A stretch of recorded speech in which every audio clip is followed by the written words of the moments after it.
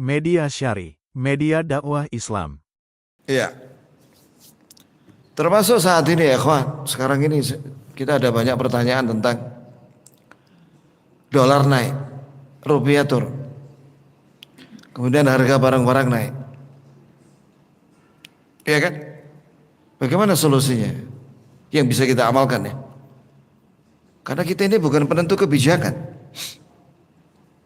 Hari ini Bapak Presiden atau kemarin ya bertemu dengan ekonom senior Pak Hatib Basri, minta pendapat beliau. Maka dikasih pendapat ini ada beberapa poin.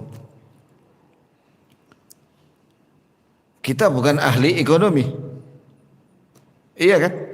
Tapi apakah kita berpangku tangan saja? Dalam tanda petik pasrah, nggak ada ikhtiar, nggak ada doa. Nah, kita ada ikhtiar yang bisa kita lakukan dan kita ada doa yang kita panjatkan kepada Allah Subhanahu wa taala. Sebab dolar naik dan kesulitan hidup, termasuk harga barang-barang naik, itu bagian daripada takdir yang buruk. Iya. Itu musibah. Dan tidak ada yang bisa merubah musibah yang buruk kecuali doa. La yaruddul qada illa doa, kata Rasulullah SAW. Tidak ada yang bisa merubah takdir yang buruk, ketetapan yang buruk, kecuali doa. Makanya di antara doa Nabi, Allahumma ja'al kulla qadaitahu li khaira. Apalkan doa itu ya jemaah, singkat aja doanya. Ya Allah, jadikanlah semua takdir untukku, semuanya takdir yang baik. Itu doa Nabi. Termasuk takdir yang baik, makmur, tidak ada kesulitan, harga barang-barang terjangkau. Itu takdir yang baik. Takdir yang buruk kayak yang menimpa Mozambik. $1 itu sama dengan triliunan mereka. Bayangkan, bukan 20.000, triliun. $1.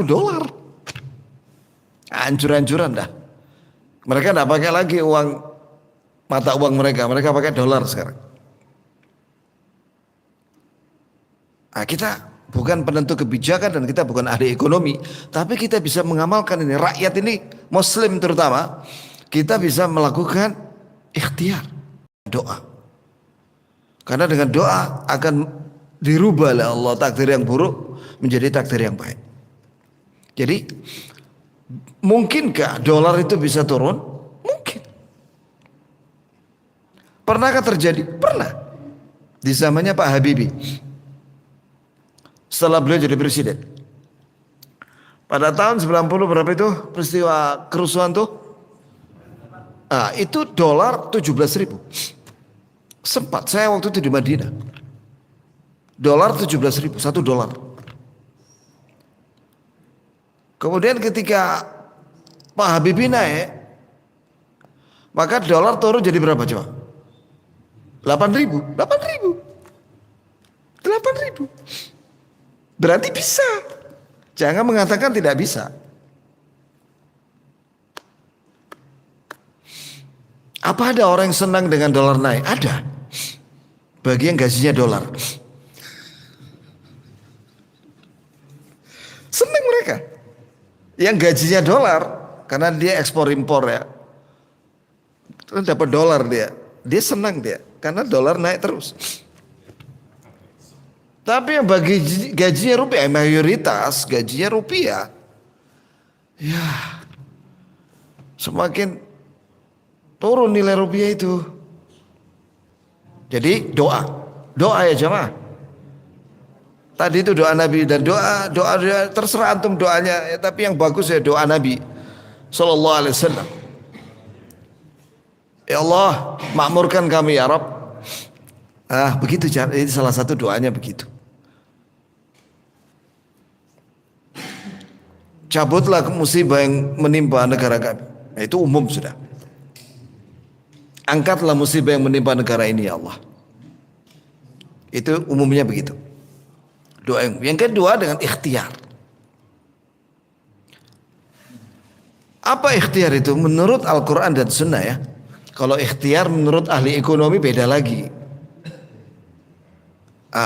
Ikhtiar menurut Al-Quran dan Sunnah yang pertama ikhlas, tauhid, amalkan tauhid. Karena dalam banyak ayat dan juga hadis Allah Ta'ala berjanji akan memberikan keamanan dan keberkahan bagi orang-orang yang bertauhid dan beriman dan beramal saleh dan bertakwa. Wa may yattaqillaha yaj'al lahu makhraja. Siapa yang bertakwa Allah akan berikan solusi dalam segala kesulitan. Termasuk persoalan dolar ini. Iya. Dan juga bertawakal kepada Allah. Wa may yatawakkal 'ala Allah fa huwa hasbuh. Siapa yang bertawakal kepada Allah maka Allah cukupi dia. Nah, ini harus kita yakini ini. Ini ikhtiar kita. Yang bisa kita amalkan secara personal setiap orang di antara kita. Dan juga sebab-sebab kekayaan dan keberkahan. Banyak. Saya pernah bahas itu 1 jam lebih. Sebab-sebab keberkahan dan kekayaan. Menurut Al-Quran dan hadis. Dan kita harus juga mengetahui ya jamaah, bahwa rezeki itu bukan hanya rupiah atau dolar, uang. Rezeki itu semua nikmat dunia akhirat. Ibnu Qayyim membagi nikmat itu ada 2 macam. Yang paling tinggi namanya nikmat mutlaqah, yaitu nikmat Islam dan Sunnah. Itu rezeki itu. Seorang diberi oleh Allah nikmat Islam, bukan kafir. Dia diberi nikmat Sunnah, bukan bid'ah. Itu nikmat yang luar biasa. Dan diberikan nikmat akhlak, amal soleh, keselamatan, kesehatan, kecukupan. Barakallahu fikum.